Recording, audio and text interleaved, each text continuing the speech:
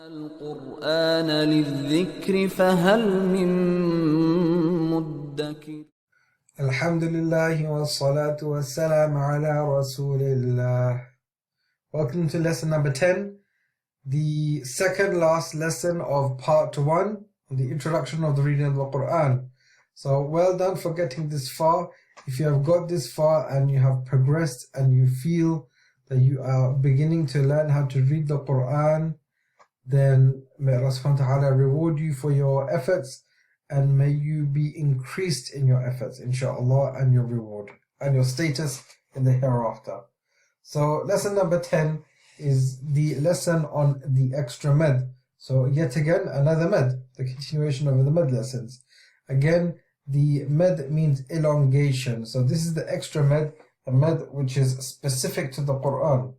Now this lesson continues the lessons on the med. By now you should be familiar that med means to elongate or elongation.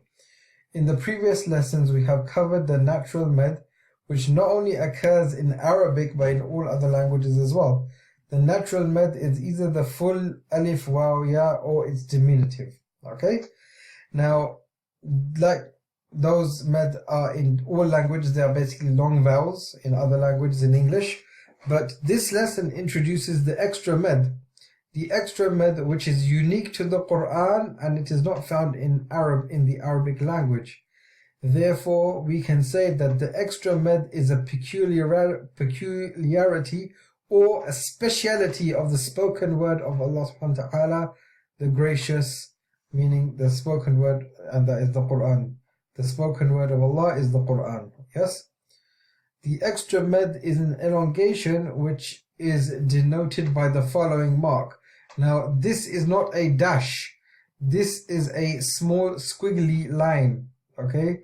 So it's a small squiggly line which is placed on top of a letter. So this small squiggly line will be placed on top of a letter, and you will see examples of that further. The med affects the length of the fatha, the kasra of the dhamma, by lengthening it by a count of 4 harakat. So this means we will stretch the length of the harakah, for example the fatha, the dhamma, or the kasra, which occurs on the letter, by 4 counts. So you can see in the next page for clarification. Here we can see that the harakah in question is the fatha, the med sign, which is the squiggly line, and then we have the elongation letter of alif here, for example. So what we mean by this is that there's a jim, then the fatha and the elongation letter, so the natural med letter will occur, okay? And if there's a squiggly line on top of the elongation letter, that means we have to stretch this med, not just 2 counts, but 4 counts now, okay? It will be now 4 counts. So for example, instead of this being ja'a, this will now become ja'a,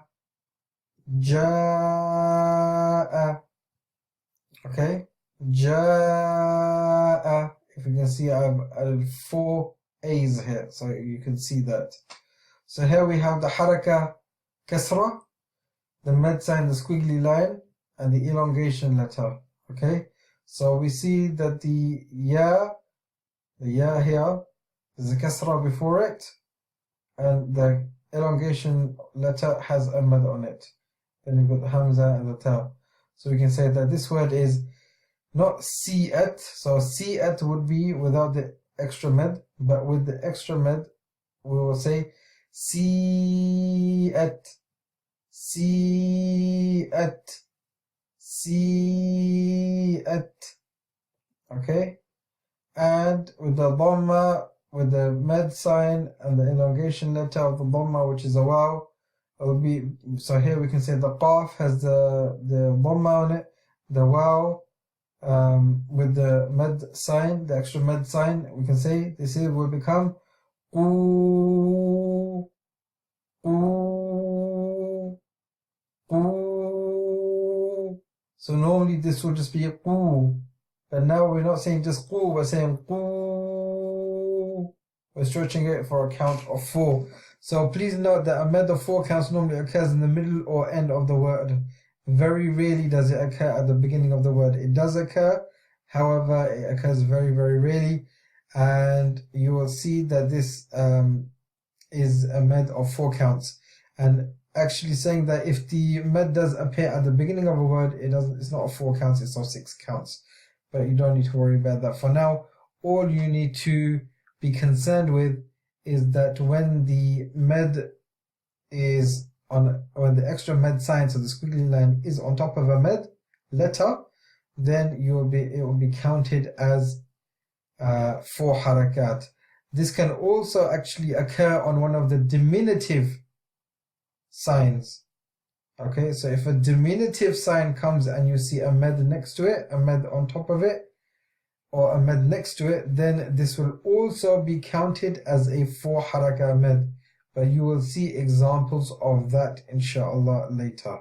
So in the next lesson we will do some practice. Salam Alykum. Be sure to download your free implementation workbook.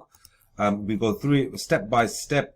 All the videos correspond with it. We have laid it out very strategically so you can master Quranic Tajweed and Quranic Mastery and implement it while you go along. Okay, so be sure to download this and it will help you on your journey. It's free to download. The link should be in the description. Assalamu alaikum.